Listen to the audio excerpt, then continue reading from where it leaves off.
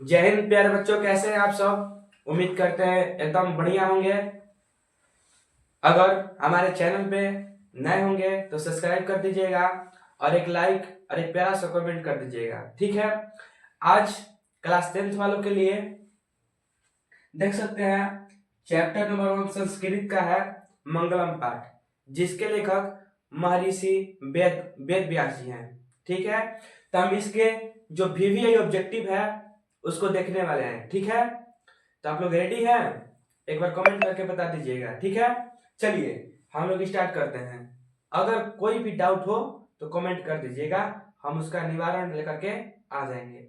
Okay, चलिए बिना कोई देर किए हुए क्लास को स्टार्ट करते हैं। देखिए हम लोग क्वेश्चन नंबर जो 1 है बोल रहा है, सत्य से किसका मार्ग प्रशस्त होता है, ठीक है। सत्य से किसका मार्ग प्रशस्त होता है। हम लोग का ऑप्शन है घर का, फिर स्वर्गलोक का, फिर यमलोक का या देवलोक का। तो हम लोगों का यहाँ पे करेक्ट आंसर नंबर डी हो जाएगा। आंसर नंबर डी हो जाएगा, यानी देवलोक से जो सत्य का मार्ग प्रशस्त होता है, देवलोक से सत्य का मार्ग प्रशस्त होता है, ठीक है। कोई भी डाउट हो कमेंट कर दीजिएगा, यानी इसका आंसर नंबर डी करेक्ट हो जाएगा। आइए नेक्स्ट क्वेश्चन देखते हैं हम लोग। Question number 2। क्वेश्चन नंबर 2 क्या कह रहा है कि ऋतस्य पद का अर्थ होता है, यानी आपको बताना है कि ऋतस्य पद का अर्थ क्या होता है, ठीक है। आप बताइए कमेंट करके कि ऋतस्य पद का अर्थ क्या होता है, ठीक है। चलिए इसका ऑप्शन है मुख का, पात्र का, सत्य का, द्वार का। तो हम लोग का इसका करेक्ट आंसर नंबर सी सही हो जाएगा, यानी ऋतस्य पद का अर्थ होता है सत्य का, ठीक है। आइए नेक्स्ट क्वेश्चन हम लोग देखते हैं।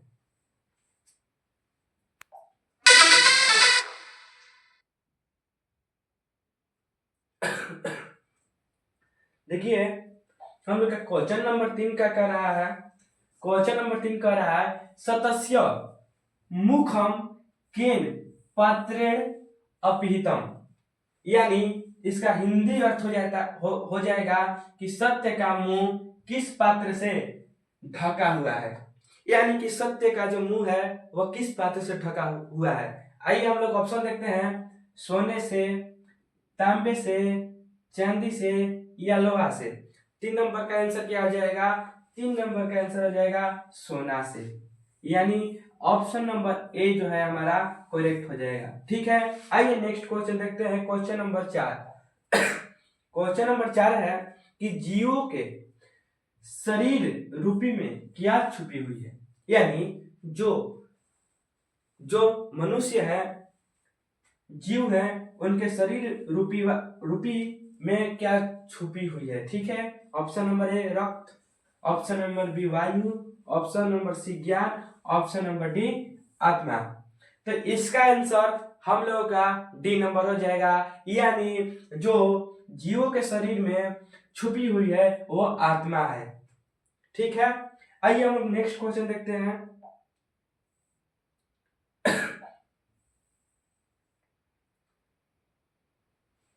देखिए नेक्स्ट क्वेश्चन 5 नंबर जो है, 5 नंबर कह रहा है यथा नदः से नंदमाना पुरुषोमुपैति दिव्यम पदांश किस उपनिषद का है, ठीक है।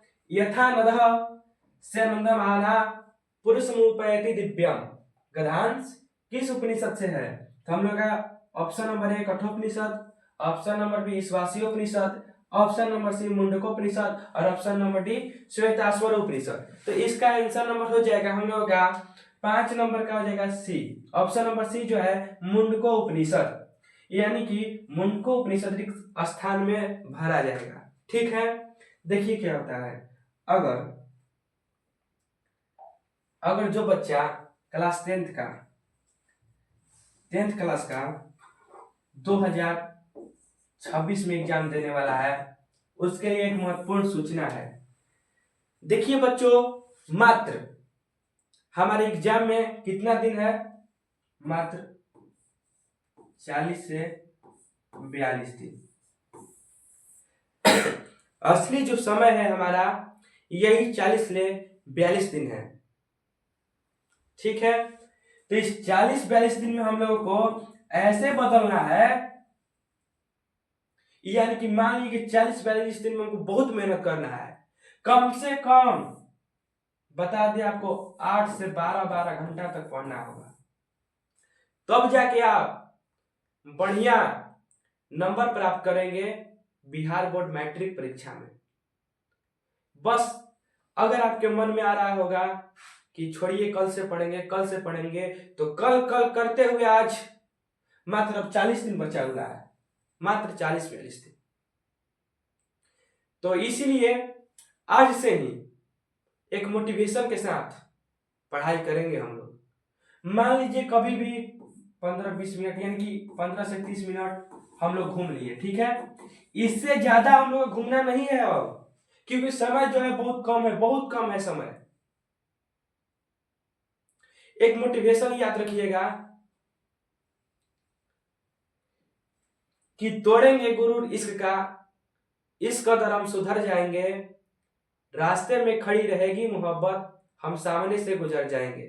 ठीक है, तो आप लोगों के पास मात्र 40-42 दिन है, और इसे आप दिमाग में घुसा लीजिएगा। बस जो है हमारा 40-42 दिन है, इसके बाद आप लोग पढ़िए नहीं पढ़िए कोई नहीं पूछेगा, लेकिन जो करना है वो बस 40-42 दिन में आपको करना है। ठीक है, ज्यादा हम लोग लेट नहीं करेंगे, बस आपको बता दिए। आइए नेक्स्ट क्वेश्चन देखते हैं हम लोग।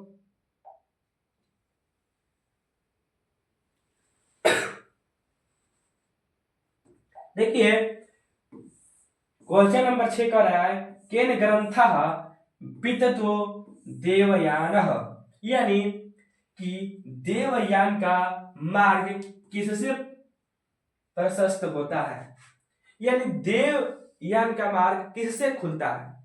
तो हम लोग का ऑप्शन है धर्म से, पात्र से, सत्य से और आत्मा से। तो हम लोग का यहाँ पे आंसर नंबर 6 का ऑप्शन नंबर सी सही हो जाएगा, यानी सत्य से देवयान का मार्ग प्रशस्त होता है और खुलता है। ठीक है, आइए हम लोग नेक्स्ट क्वेश्चन देखते हैं।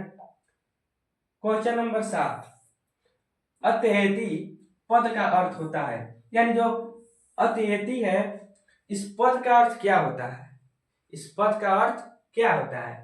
देखिए इसका ऑप्शन है पार कर जाता है, कार्य किया जाता है, देखा जाता है, सुना जाता है। तो हम लोगों का यहाँ पे आंसर नंबर जो ए है वो करेक्ट हो जाएगा, वो करेक्ट हो जाएगा। आइए क्वेश्चन नंबर हम लोग 8 को देखते हैं। क्वेश्चन नंबर 8 क्या कह रहा है,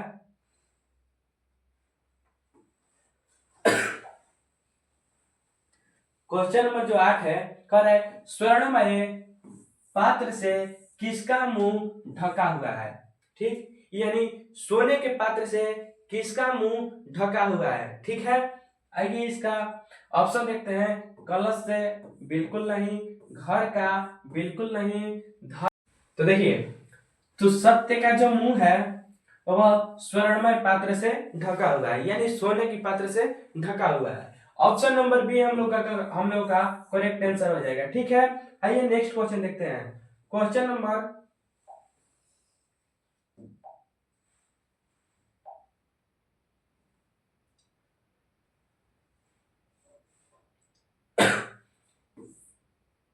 जो क्वेश्चन नंबर 9 है, देखिए क्या कह रहा है, अरोणियान महियान गधांश के यानी पदांश के रिक्त स्थान में कौन सा पद होगा। तो हम लोग पढ़े हैं क्या, अड़ो अरियान महतो महियान। ठीक है, तो इसमें महतो क्या है, अड़ो अरियान और महतो महियान, यही 9 का जो ऑप्शन नंबर ए है वो हम लोग का करेक्ट आंसर हो जाएगा। ठीक है, आइए नेक्स्ट क्वेश्चन देखते हैं। क्वेश्चन नंबर 10 क्या कह रहा है, क्वेश्चन नंबर 10 कह रहा है छोटे से भी छोटा और बड़े से भी बड़ा क्या है। तो हम लोग का ऑप्शन है ईश्वर, ये गलत हो जाएगा, शरीर, ये भी गलत हो जाएगा, आत्मा, आत्मा जो है ये छोटा सा छोटा और बड़े से बड़ा है। ठीक है, तो हम लोग का ऑप्शन नंबर सी यहाँ पे करेक्ट आंसर हो जाएगा। आप लोगों को कहीं पर भी डाउट लगे तो कमेंट में कर दीजिएगा, आप लोगों का डाउट सॉल्व हो जाएगा। ठीक है, आइए नेक्स्ट क्वेश्चन देखते हैं हम लोग।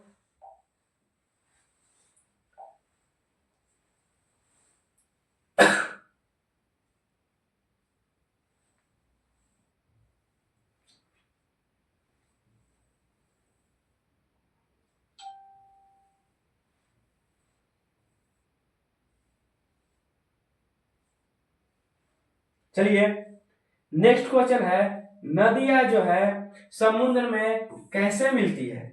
कैसे मिलती है? जो नदी है वो समुद्र में कैसे मिलती है? नाम को छोड़कर नहीं, रूप को छोड़कर नहीं, नाम और रूप के साथ जी नहीं, डी नंबर जो है हमारा नाम और रूप को छोड़ करके नदियां जो है समुद्र में मिल जाती है, यानी कि हमारा ऑप्शन नंबर डी जो है एकदम करेक्ट हो जाएगा।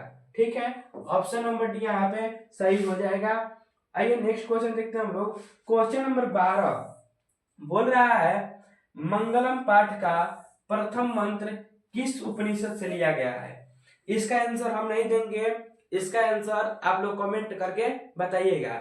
एक बार सुन लीजिए, क्वेश्चन क्या है कि मंगलम पाठ का प्रथम मंत्र किस उपनिषद से लिया गया है? देखिए मंगलम पाठ में कितने मंत्र हैं? तो 5 मंत्र हैं, 5 मंत्र हैं, और इसमें प्रथम मंत्र किस उपनिषद से लिया गया है ये कमेंट करके आप लोग बताइएगा। ठीक है,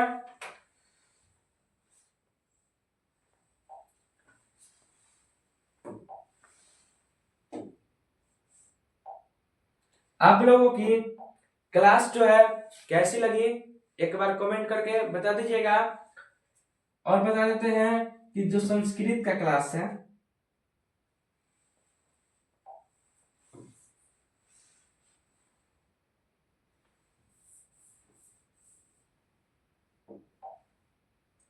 जो जो संस्कृत का क्लास है